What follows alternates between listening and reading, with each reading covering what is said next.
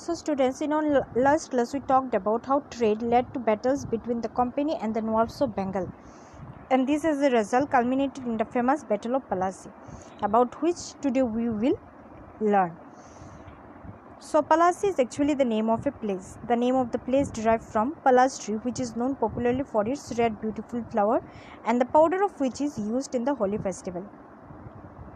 As you have already read earlier, when Siraj ud-Dowla in 1756 became the Nawab of Bengal, he asked the company to stop interfering in the political affairs of his dominion. He also asked them to stop fortification and pay the revenues. This made company worried, and they planned politics here. So they thought to keen on a puppet ruler who would willingly give trade concessions and other privileges. When the company failed to listen to the Nawab marched with 30,000 soldiers to the English factory at Kasim Bazar.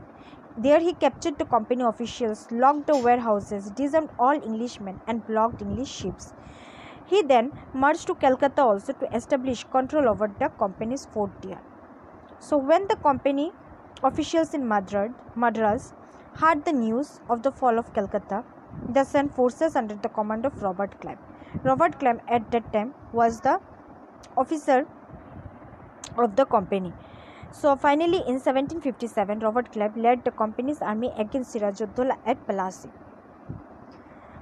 Clive, however, managed to secure the support of Mirzapur, one of the commanders of Siraj ud-Dowla. There he made agreement with Mirzapur that after crushing Siraj ud-Dowla in the battle, the company would make him the Nawab of Bengal. So accordingly, it was noticed that Mirzapur didn't went to fight the battle, and moreover he also took large portions of the army away from the battle. As a result, the company won the Battle of Palasi, and this was the first major victory of the English company. So what happened after the Battle of Palasi? After the Battle of Palasi, Mirzapur was made the Nawab of Bengal as promised by the English officials. The company again got free trade permission. But very soon it was noticed that Mirzapur, the puppet Nawab, changed and refused to give the company free trade permission as to maintain the dignity of his position. So now what company did was, the company removed Mirzapur and installed Mir Qasim, who was actually the son-in-law of Mir Zafar.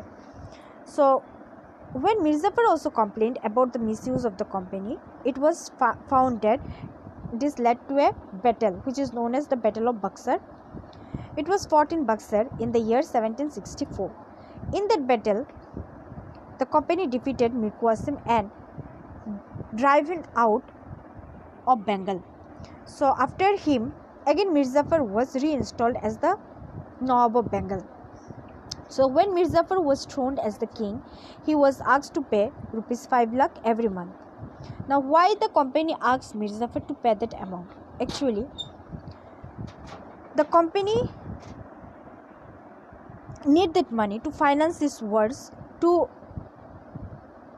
fight against the other European companies. They also need that amount to meet the demands of trade and other expenses. So eventually what happened? Mirzapur died in 1765. So when Mirzapur died, it was noticed that company changed their mood completely. The company discovered that the puppet Nawabs were not always as helpful as the company wanted them to be. So what they thought was, they thought to take all the responsibilities completely in their hands. So Clive declared, we must indeed become Nawabs ourselves. So in the meanwhile, what happened? In the year 1765, Robert Clive introduced a new system of government, that is dual system of government for the Bengal province. Now what is dual system of government? It was a double system of administration which was introduced by Robert Clive himself. Under this system, the administration system was divided between the company and the Nawabs, but the whole power was concentrated in the hands of the company. This system remained in practice from 1765 to 1772.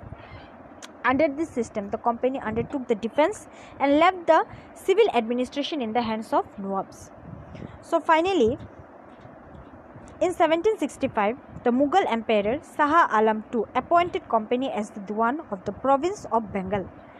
However, the Emperor Shah Alam II was forced to hand over the Diwan to the company. Now, as the Diwan of Bengal, the company got the right to collect taxes on behalf of the emperor from the eastern province, and in return the company paid an annual tribute to the emperor. But till then it was noticed that the company was not willing to take the responsibility of administration. Their prime objective was to expand the territory with the privilege from the local rulers.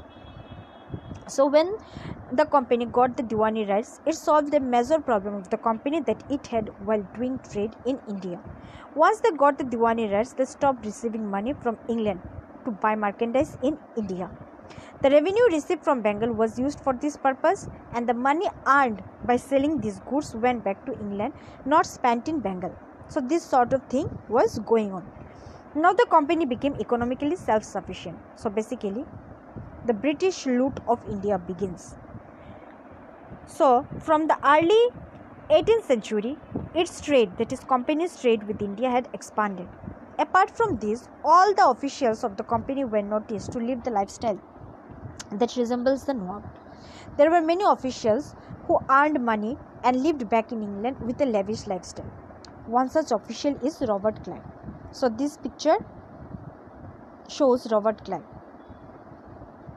So Robert Clive made lot of money in India. Clive came to Madras from England in 1743 at the age of 18. During that time, he was an assistant shopkeeper in the English company. Later, he joined company army branch as an officer. He was made the governor of General twice, first in 1757 and second in 1764. In the following year, that is in 1765, he persuaded the Mughal ruler Shah Alam II to grant the company Diwani of Bengal. In 1767, when he left India, his Indian fortune was owed 4,01,102 pounds. These are some instances which shows company officials making of quick money and getting rich through private trade and looting of the local nobs. In 1772, he was charged of corruption by the British Parliament, which was suspicious of his vast wealth.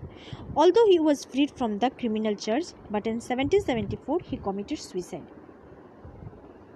But it would be wrong to say that all the officials succeeded in making money like Clive.